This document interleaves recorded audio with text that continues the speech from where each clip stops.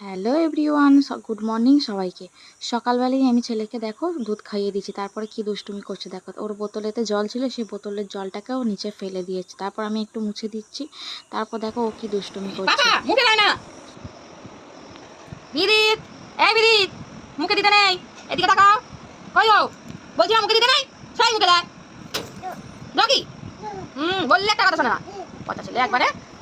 তারপরে দেখো আমি ওকে একটু বকেছি বলে ও আমাকে মানাতে এসেছে, জানে মা রাগ করেছে তাই একটু মানাচ্ছে।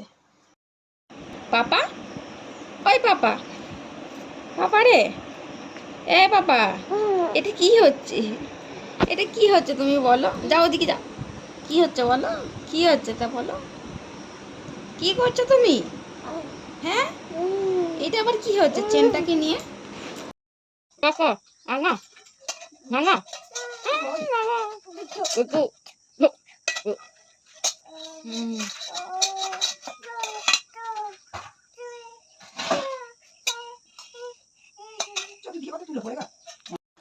সকাল থেকে এই বিদিতের দুষ্টুমিগুলো দেখতে দেখতে আমাদের দিনগুলো কাটে। আসলে যাদের বাড়িতে এই বাচ্চা রয়েছে তাদেরই নিশ্চয়ই এরকম হয়। আর দেখো ওদিকে আমি গ্যাস মুছছিলাম, আর সেই সময় বাবু কোলে ওঠার জন্য জেদ করছিল, তাই ওকে কোলে নিয়েছি।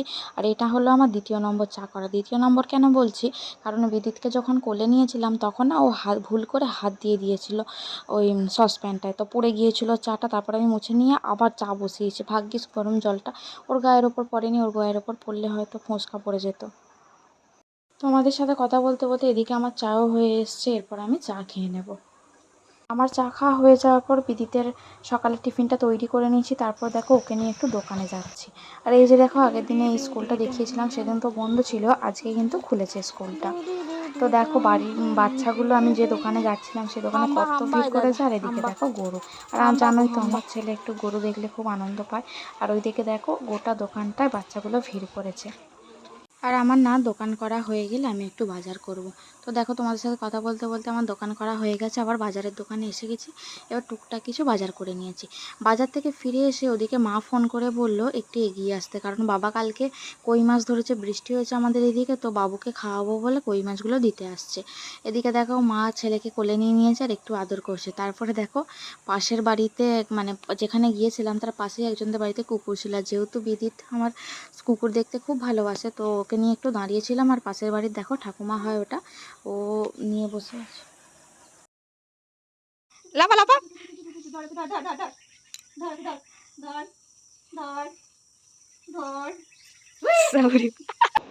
আর এসেই না আমি তরকারির জন্য মশলা করতে বসে পড়েছি।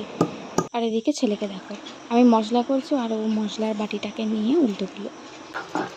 আর এই যে এই মাছগুলো বাবা কালকে ধরেছিল, এটাই মা দিতে এসেছিলো।